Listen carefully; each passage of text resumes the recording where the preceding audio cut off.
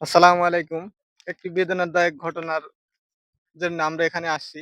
একটি কৃষকের সারা বছরের যে ফসল ফলানোর জন্য চারা উৎপাদন করে, সেই চারাতে রাতের আঁধারে কে বা কাহারা বিষ প্রয়োগ করে চারাগুলো নষ্ট করে দিছে এবং কৃষকের মুখ থেকে শুনুন, আপনারা দেখুন কৃষক কি বলে যে, এই আপনি অভিযোগ করছেন যে আপনার চারা কে বা কাহারা বা কিভাবে হইলো কিভাবে? আপনি বিষ দিছেন না কেউ দিছে কি হইছে? আমার চারা ৩ দিন আগে ভুঁই-টুই নিজে থুয়া চলে গেছি। যাওয়ার পর তার পরের দিনও আইছি। আইসি গোটা ভুঁই নিড়িছি। নিড়ি-টিড়ি চারা ফাইন সুন্দর করে দেখে-টেখে থুয়া পানি-টানি দিয়া-টিয়া বাইর গেছি। এখন এই তো কালকি এক গাছে সুপারি পাড়তে লাইছি। সারাদিন বন পাড়া আছনু। থাকার পর বন পাড়তে নিয়ে আইছি। আসার পর এক গাছে সুপারি পাড়তে লাগি, সুপারি পাড়তে লাগি। দূরের থেকেই অনেক দূরের থেকেই আমি দেখতেছি যে কেরে চারা লাল, লাল হয়ে গেছে। পরে ওই গাছ থেকে নামিয়ে আসুন, নামিয়ে আসার পর দেখি যে চারার এই অবস্থা। চারা সে ওষুধ দিছে। তাহলে ওষুধটা দিলি কখন? দিছে কখন?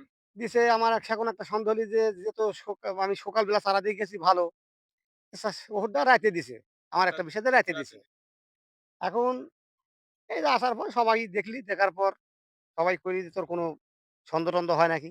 ওর এখানে আপনি কত বিঘা জমির চারা ছাড়ছেন? কৃষি জমি মোটামুটি ১৫-২০ বিঘি জমি ২০ লাগান বিঘি চারা হবি। চারা হবি। তা তো শখ চারা প্রায় বীজ দিছে। কিছু জায়গায় বেশি পড়ছে, কিছু জায়গায় কম পড়ছে। এই এমনি সবই শেষ। এখন মনে করেন ওই মধ্যে, মধ্যে কিছু সাইড বাই ২ সাইড দিয়ে তোলা যেতে পারে। তাছাড়া সবই শেষ।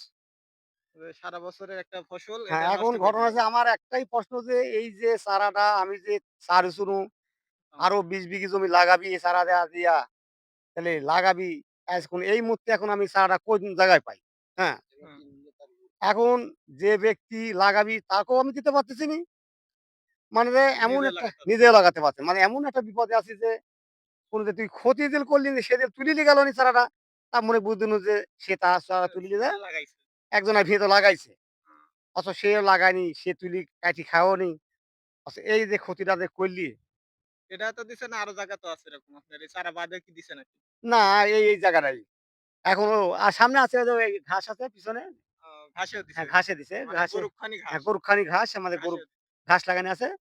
ওই ঘাসে মোটামুটি অনেকখানি ঘাসও পুরা ইয়া করে দিছে। হুম। কাকু আপনার এরকম সন্দেহ-টন্দেহ হয় কিনা? না আমার কোনো এরকম কোনো ছন্দ-টন্দ হয় না। যেহেতু আমি কোনোদিন যেহেতু ধরতে পারিনি, আমি যেহেতু দেখিনি, এরকম কোনো আমার কোনো সন্দেহ নাই। আমি এই পাশে আছে আমাদের এটা। যে আমার একটাই অনুরোধ যে এরই আমি একটা একটা বিচার চাই। তে আসলে ঘটনা হচ্ছে যে এই অন্যারা যে করিছে, আমি খালি ভাবতেছি যে মানে কাল থেকে খালি ভাবতেছি যে এই যে একটা ধান খাদ্য জিনিস, এই জিনিসটা এত বড় একটা ক্ষতি করছে। এই ক্ষতিটা এমন একটা ব্যক্তি করছে যে সে একটা সাওয়ালে মানে মারি ফেলার জন্ম দিয়া মারি ফেলার যে ক্ষতিটা হয়, আমি মনে করি যে সেই ক্ষতিটা করছে হচ্ছে আমার। একটি মানুষ কি পরিমাণ খারাপ হলে এই কাজটা করতে পারে? সে একটি মানুষের ফসল নষ্ট করেনি। এখানে হাজার, হাজার তিনি শুধু তার ক্ষতি করেননি। বহু মানুষের হক মেরে খেয়েছে এই চারাগুলা নষ্ট করে দিয়ে। আমরা এর তীব্র প্রতিবাদ জানাই যে এই কাজটা করেছে তারকে বিচারের আওতায় অবশ্যই আনা দরকার।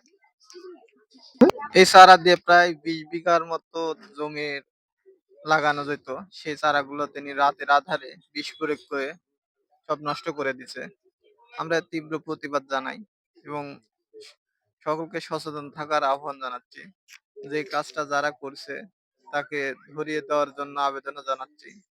কত সুন্দর চারা ছিল, এই চারা থেকে কত মানুষের খাওয়ারের একটা বন্দোবস্ত ব্যবস্থা হইতো। সেই ব্যবস্থা থেকে বিরত থাকা হলো এবং এই শ্রমজীবী মানুষটার যে ক্ষতি করলো এর ক্ষতির পূরণ কে দিবে? কার কাছে এই আবদারটা করবে?